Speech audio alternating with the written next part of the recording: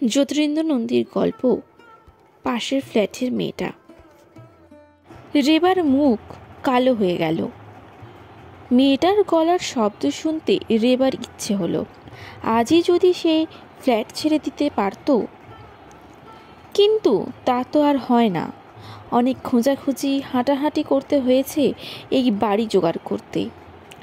কিন্তু কে জানে উল্টো দিকের ফ্ল্যাটে তার জন্য এক শত্রু বাস করছে।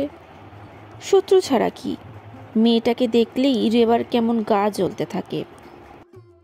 না, রেবার চেয়ে ওর গায়ের রং অনেক বেশি ফর্সা, নাকটা উঁচু, দেখতে লম্বা, চোখ দুটো বড় এবং ভুরু দুটো টানা টানা বলে যে রেবার ওকে ঈর্ষা করে সে একটা কথাই নয়। ঢের সুন্দরী মেয়ের সঙ্গে স্কুলে বন্ধুত্ব করে এসেছে রেবা। কই, ওদের দেখলে ওদের সাথে কথা বললে তো কখনো রেবার মনে ঈর্ষা হিংসা জাগত না। আসলে এই মেয়েটাকে উল্টো দিকের ফ্ল্যাটের জলধর বাবুর মেজো মেয়ে কুন্দকে ভালো না বাসার, ওকে ভালো না লাগার সবচেয়ে বড় কারণ হলো মেয়েটা ভীষণ বাজে বকে।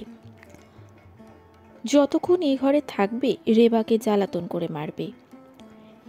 এই প্রশ্ন সেই প্রশ্ন, এক এক সময় এমন সব আলোচনা রেবাকে ও টেনে নিতে চায় যে রেবার ইচ্ছে করে মেয়েটাকে তক্ষুনি ঘাড় ধরে বার করে দেয়। কিন্তু রেবা নিজেও অবাক হয়, তা সে পারে না কেন। ঘাড় ধরে ঘর থেকে বার করে দেবে তো দূরে থাক, একদিন আজ এই 1 বছরের মধ্যে রেবা বেশ কড়া করে একটা কথাও তো ওকে বলতে পারল না। যেন ওর সামনে এসে দাঁড়ালে রেবা কেমন হয়ে যায়। ওর রসালো ঠাট্টা ইয়ার্কি মজাদার সব গল্প রেবা অদ্ভুত মনোযোগ সহকারে শুনে যায়, সহ্য করে, এমনকি হেসে পর্যন্ত একটা দুটো কথার উত্তর দেয়, একটা দুটো কথা নিচে থেকে যোগও করে। কাজেই কুন্দ প্রশ্রয় পায়। দিন দিন ওর ঠাট্টা ইয়ার্কি মজাদার গল্পের পরিমাণ পরিধি বেড়েই চলেছে। মেয়েটা চলে যাওয়ার পর ওর সুন্দর মুখ, শরীর, চাউনি, এমনকি ভ্রুভঙ্গিটা পর্যন্ত রেবার চোখের সামনে ভাসতে থাকে। কিন্তু কতক্ষণ? তারপর একটা কথা মনে পড়তে রাগে বৃতৃষ্ণায় বিদ্বেষে রেবার চুল থেকে পায়ের নখ পর্যন্ত আচ্ছন্ন হয়ে যায়। কিছুতেই সে ক্ষমা করতে পারে না জলধরবাবুর মেজো মেয়েকে। কেন পারবে? পারা উচিত নয়। রেবা কেন? কোনো বিবাহিতা মেয়ের উচিত না ওর সঙ্গে মেশা, ওকে প্রশ্রয় দেওয়া। কিন্তু উপায় কি? রেবা তো একদিনও ওকে ডাকে না, ও নিচে থেকে আসে। একবার না, দিনের মধ্যে 1000 বার। রেবার নতুন বিয়ে হয়েছে, ছেলে পুলে হয়নি, স্বামী আর ওর ছোট্ট ছিমছাম সংসার, কাজ কম, ঘরে তৃতীয় আরেকটি মানুষও নেই যে তার সঙ্গে একটা দুটো কথা বলবে রেবা। স্বামী কলেজে পড়াতে চলে গেলে সারা দিনের জন্য ওর অবসর, আর সেই অবসরের সুযোগ নিতে দরজায় এসে দর্শন দেয় রূপসী কুন্দ। বউ, কি হয়েছে? বর বুঝি চলে গেল? আমি দেখলাম তোমার বর বাস ধরে লাইট পোস্টের তলায় দাঁড়িয়ে আছে। বোধ করি বাস আসতে দেরি দেখে হাতের বইটা খুলে দাঁড়িয়ে দাঁড়িয়ে পড়ছে। হ্যাঁ মাইরি, ওই দিক থেকে যে একটা ষাঁড় শিং বাগিয়ে আসছিল তার কি খেয়াল ছিল পণ্ডিত মানুষটার? ভাগ্যিস চিনে বাদাম বলা চিৎকার করে উঠল। দেখো ভাই, কি কাণ্ড! ভয়ে বিস্ময়ে রেবার চোখ বড় হয়ে ওঠে। রুদ্ধশ্বাসে হয়ে 1 মিনিটেরও বেশি সময় কুন্দকে দেখে, কুন্দের কথাও শোনে। তারপর প্রশ্ন করে, ওকে কিছু করতে পারেনি তো ষাঁড়টা? ও সরে যেতে পেরেছিল তো? হ্যাঁ হ্যাঁ। এবার কুন্দ মুখ টিপে হাসে। ষাঁড় ওকে কিছু করতে পারল না, কিন্তু তিনি তোমার পণ্ডিত মানুষটিকে চিনে বাদামওয়ালার টিনের কাঁচ ভেঙে চুরমার করে দিল, ফলে 2 টাকা দণ্ড। অবশ্যই ষাঁড়ের ভয় ছুটতে গিয়েও এমনটা হলো। এবার রেবা ঠোঁট টিপে হাসল। কখন হলো এমন কাণ্ড? এই তো, এই মাত্র। আমাদের জানলা থেকে ওধারে সবটা রাস্তা তো দেখা যায়। আমি বাবার চানের জল তুলে দিয়ে সবে গিয়ে দাঁড়িয়েছি একটু জানালার।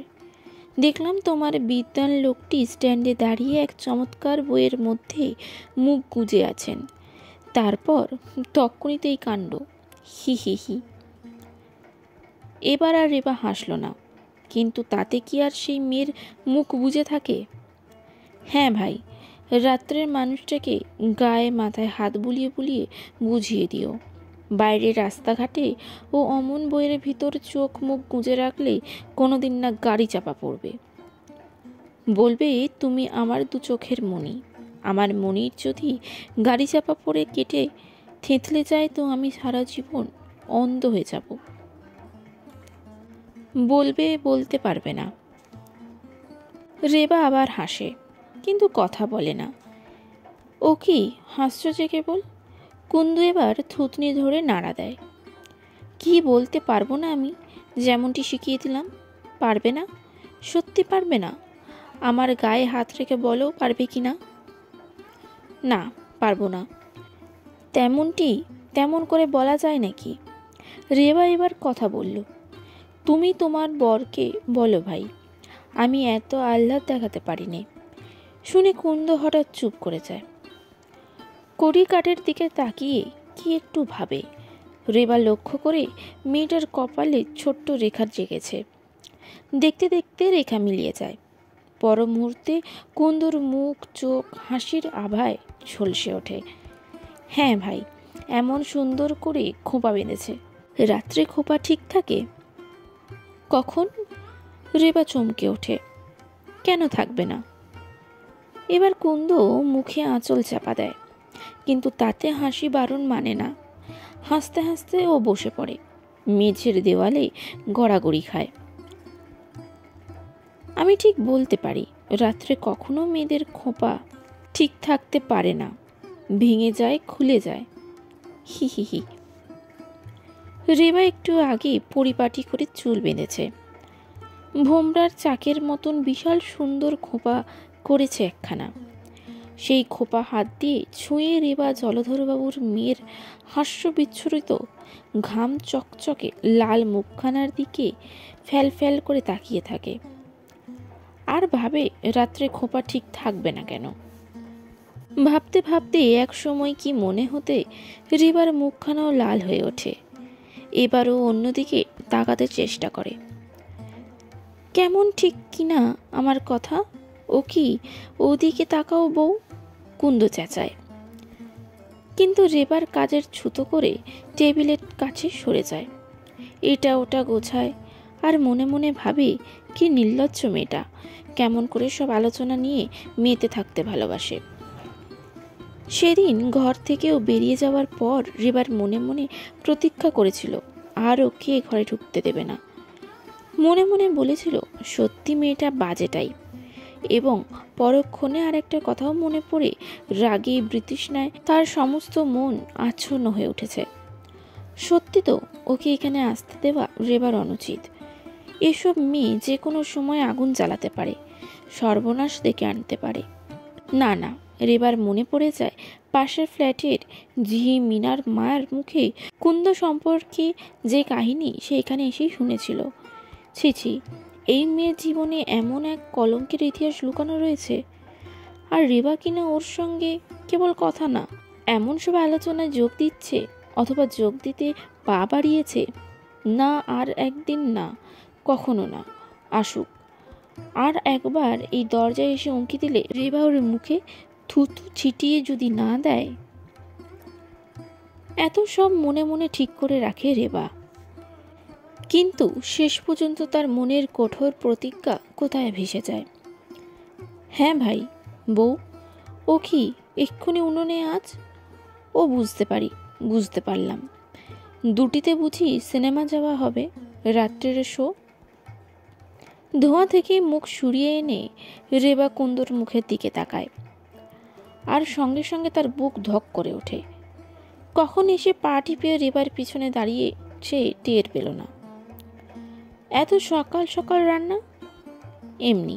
রেবা আবার উনুনের দিকে মুখ ফেরায়। আমি ভাবলাম সিনেমায় যাচ্ছ বুঝি। কুন্দ মেজের উপর রেবার গা ঘেঁষে বসে পড়ল। রেবা গম্ভীর হয়ে বলল, ও সিনেমা দেখে না, আমারও সিনেমা ভালো লাগে না। তবে? প্রশ্ন করতে করতে কুন্দ থেমে যায়। একটু ভেবে নিয়ে পরে বলে, ও এখন বুঝেছি। হি হি হি। হাস্য বড়। রেবা আবার মুখ ফেরায়। কুন্দ মুখে আঁচল চাপা দেয়। কি হলো? কথাটা জানতে পারছে না বলে রেবা ছটফট করছে। সকালে উনুনে আগুন দিলাম আর এমনই আমার বুকে হাসির তুফান লাগলো। শুনি না? না ভাই, বললে তুমি রাগ করবে। না না, রাগ করব না। কেন, কি ভাবছো? এখন বুঝেছি। হি হি। হাসিটা এবার ঘরময় ছড়িয়ে দিয়ে পাশের ফ্ল্যাটের রূপসী কুন্দ দুলতে থাকে, কাঁপতে থাকে।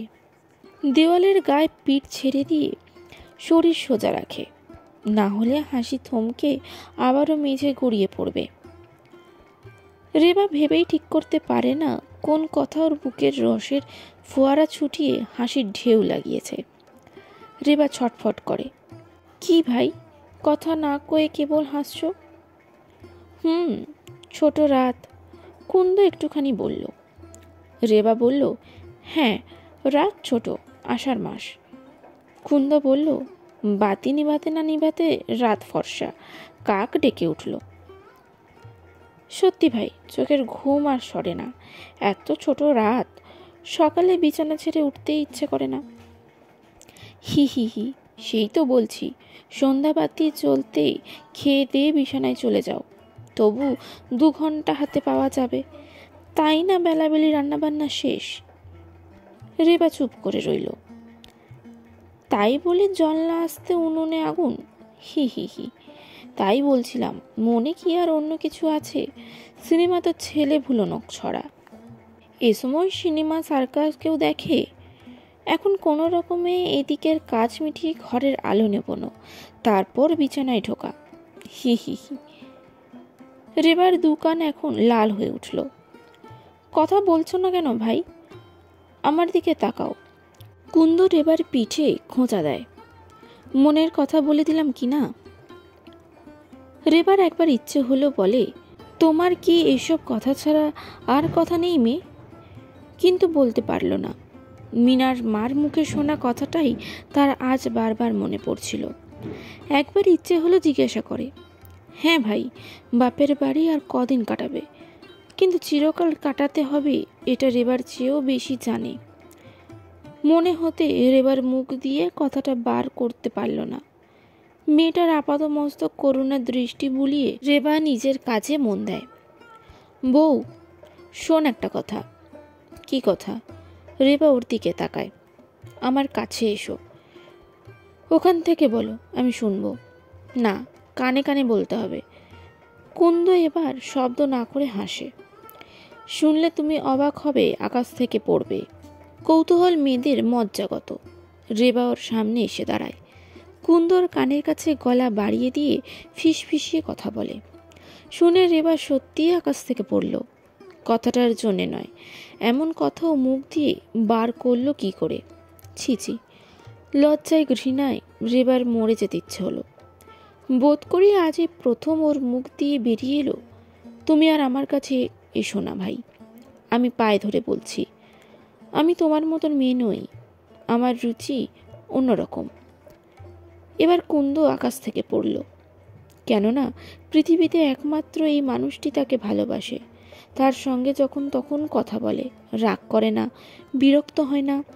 চিন্তা করে কুন্দ আত্মপ্রসাদ লাভ করে।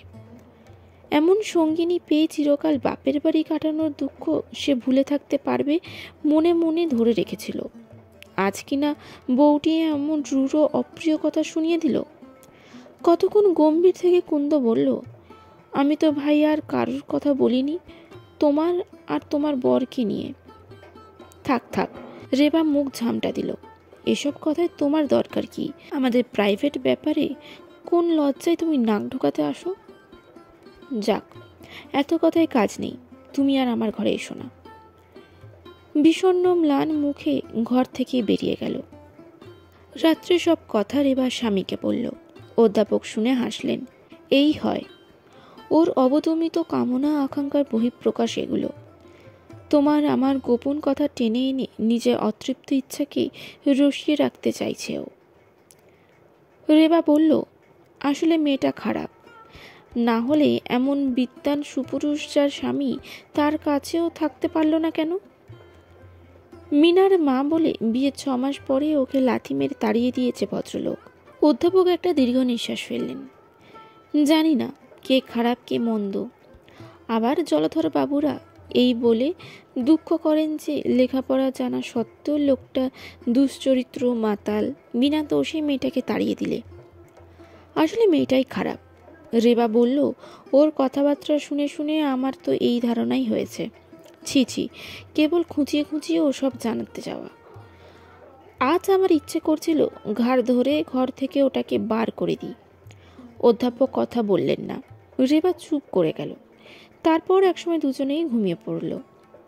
খুব ভোরে রেবার ঘুম ভেঙে গেল। বিছানা থেকে নেমে সে মাটিতে পা দিয়েছে কি শিওরের দিকে জানালার একটা পাল্লার খুট করে শব্দ হলো। রেবা চমকে উঠল। তাড়াতাড়ি ছুটে গিয়ে জানালার কাছে সরে গেল। তারপর রিনায়ের লজ্জায় রেবার মনে সে কি অবস্থা।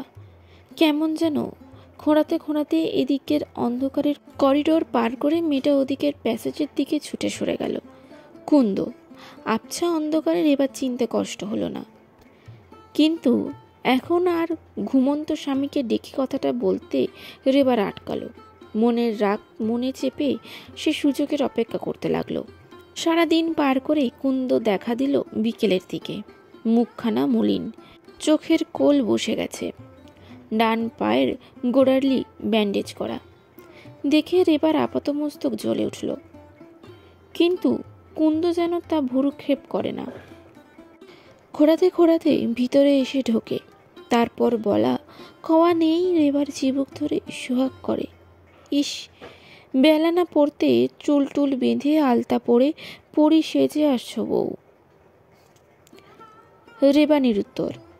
বেহায়া নির্লজ্জ মেয়েটা আজ আবার কতটা অগ্রসর হয়ে তাই দেখতে সে ধৈর্য ধরে আছে। কুন্দ বলল, সারাদিন আসতে পারিনি ভাই, পাটার যন্ত্রণায়। সকালবেলা বলতে বলতে হঠাৎ কুন্দ থামল। রাগে রেবার মুখখানা থমথম করছে। আরও কাছে সরে এসে কুন্দ ফিসফিসিয়ে বলল, যেমন চুরি করে দেখতে এসেছিলাম শান্তিও পেয়েছি। এত বড় একটা ভাঙা কাচের টুকরো বিঁধে পায়ের কি অবস্থা হয়েছে দেখ। তীব্র তাচ্ছিল্যে রেবা সরে যেতে চেয়েছিল। কুন্দ হাসল। আমি না হয় চুরি করে দেখতে এসে অপরাধ করেছিলাম ভাই, তোমার এ সমস্ত ভুল হয়েছে। ঘুম ভেঙে বিছানা ছেড়ে ওঠার সময় স্বামী দেবতার পা ছুঁয়ে তবে মাটিতে পা দিতে হয়। বউ, তা কি তোমার জানা নেই? রেবা চমকে উঠল। কুন্দর ঠোঁটে ম্লান হাসির রেখা। রেবা এই প্রথম বলল, বসো বোন। না, পাটা কেমন যন্ত্রণা করছে, যাই একটু শুয়ে পড়ি গে। কুন্দ এবার আর হাসল না। সত্যি ওর পায়ে যন্ত্রণা হচ্ছে বুঝতে রেবার কষ্ট হলো না। ব্যস্ত হয়ে বলল, কাঁচটা বেরিয়ে এসেছে তো, আইডিন ফাইডিন কিছু লাগিয়েছিলে? তা অত ভাবতে হবে না বউ, সেরে যাবে। পায়ের কাটা ঘা কদিন থাকে, ঘা শুকোয় না মনের। বলতে বলতে কুন্দ ডান পাটা টেনে টেনে ঘর থেকে আস্তে আস্তে বেরিয়ে গেল। নমস্কার।